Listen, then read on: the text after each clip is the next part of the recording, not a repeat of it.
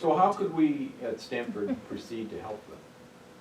Not your job, but, I mean, you know, future students, do you think that this could be a CS project, or? I mean, I don't know enough about whether we teach the principles of website design for agencies. I know we do it for businesses, but do we have kind of people that think about that? Yeah, you know, there are plenty of people on this campus who are capable of designing a website of this caliber. The thing we've just got to keep in mind is what Trey mentioned earlier, which is this website has to be integrated into like this larger state website. So we have to go to the top Exactly. Yeah, I think that and negotiate with the State Water Resource Control Board at the top. And they do come to a lot of our meetings. We get actual board members coming to meetings over in our building, so this could be brought up with them.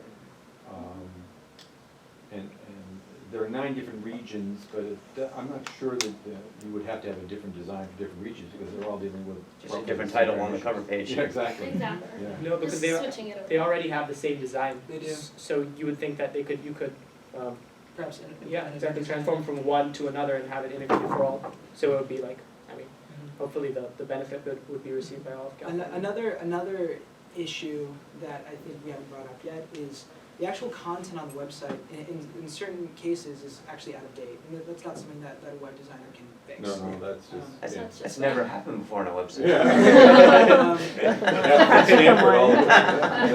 I mean, we're talking about certain reports with reports published after. We're talking about contact information. I mean, I tried to call a few of those numbers, and suffice to say, I didn't get through anybody.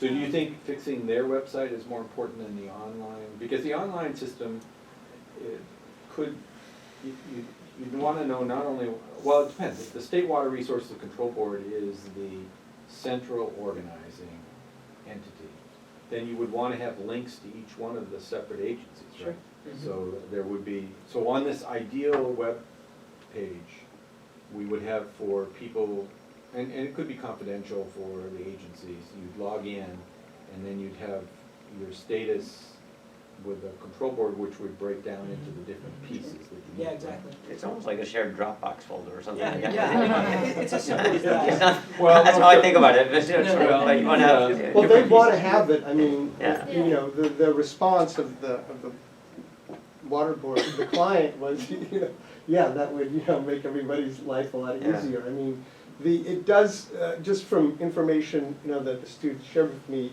on the finances of the whole, you know, system. Yeah. I mean, in the last, you know, decade and a half, the trend has been to push more and more of the funding onto user fees.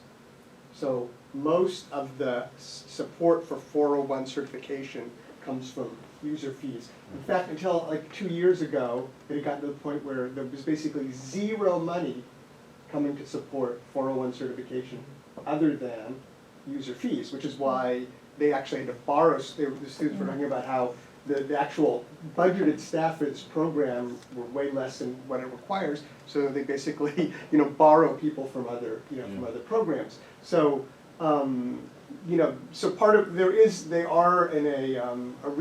scarcity issue there. It's getting worse too.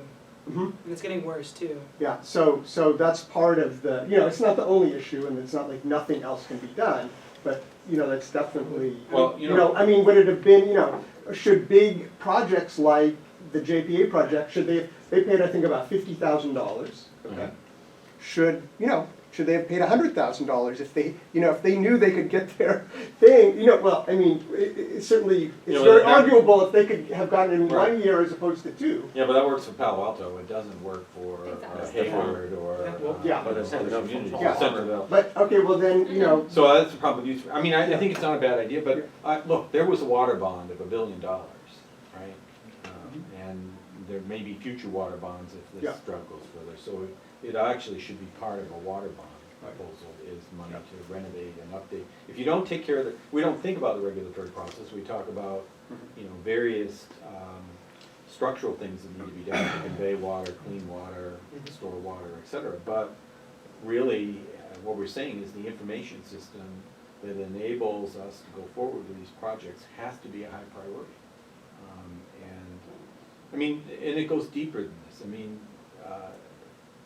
this is just touching the problem. there's also the fact that these wildlife biological opinions can take forever. And there surely is ways, must be ways that we can take these biological opinions and routinize them and make them faster. You know, that using technology and borrowing from other biological opinions that have been in that area, you could, instead of duplicating that process, you could be pulling out information. And that's why if you could bring the agencies together, you know, so that a particular region, all the agencies that work with a particular region were sharing the information, you might not have to start a biological opinion from scratch, right? The next time they have to deal with that particular marsh that's in front of East Palo Alto, and we know there are 2 endangered species there, well, you know, we don't need another biologist to go out and tell us that, we already know that, okay? So, you know, David Hayes is very big on this, that a lot of these things take way more time than they should, and if we could figure out a way to, you know, make the information sharing, information generation process move faster, then that will go a long way towards unlocking the possibilities of doing more to change our water system. Yeah. Our idea, just to jump in, our idea of the pre-app feedback system is also that when the board sees that application, they compile a list of relevant stakeholders who, from their experience, they think need to be consulted. So if you consult all the environmental agencies from the start, it can hopefully help that process of getting environmental opinions as soon as possible, so that you don't run into 1 year in the process and you start consulting Don Edwards Refuge or Save the Wild. What's it called? The Wildlife. I'm sorry, Save Committee to Save the Refuge, and also I think you asked, I think Professor King, you asked a question of which should we prioritize, the website or the online tracking system, and I think the website is more important because when you have out-of-date content for applicants who don't have consultants and for the mom and pop projects, that is crucial. I don't think they need to worry about like internet savviness. It's fundamentally, when you give them an application, is the application updated? Is it right? Do they know what to do? Yeah, and I'd also add on to that the online portal is almost inherently needs, you know, an online system to work in the first place. So do you list in your report some of your complaints about that system, or in the interest of discretion, you leave that out?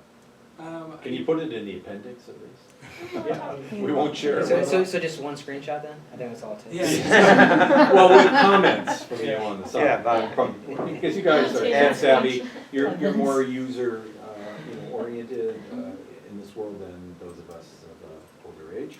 So it would be useful to have your commentary, because you look at more websites and you know what kinds of things work. It would be interesting to have your critique of those.